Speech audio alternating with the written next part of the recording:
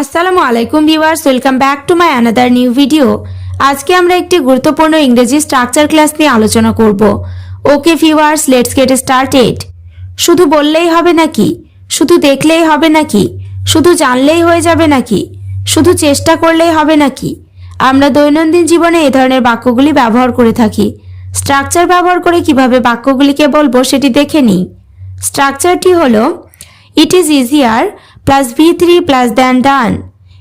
হবে নাকি অথবা হয়ে যাবে নাকি অর্থে স্ট্রাকচারটি ব্যবহার করব। এবার আমরা কয়েকটি এক্সাম্পল দেখে নেব। শুধু বললেই হবে নাকি? It is easier said than done. এখানে সে মানে বলা, এর V3 রূপ হলো সেড। ইজিয়ার সেড মানে বলা সহজ, দ্যান ডান মানে করার চেয়ে। It is easier said than done মানে শুধু বললেই হবে নাকি।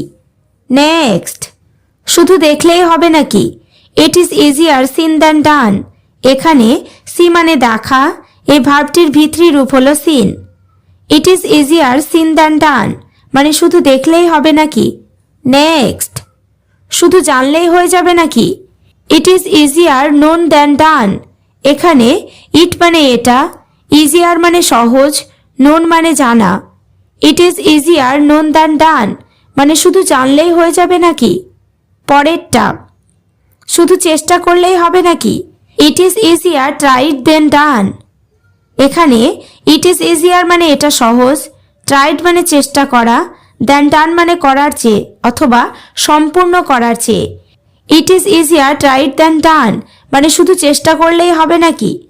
এবার তোমরা স্ট্রাকচার ক্লাসটি ভালোভাবে বুঝতে পেরেছো।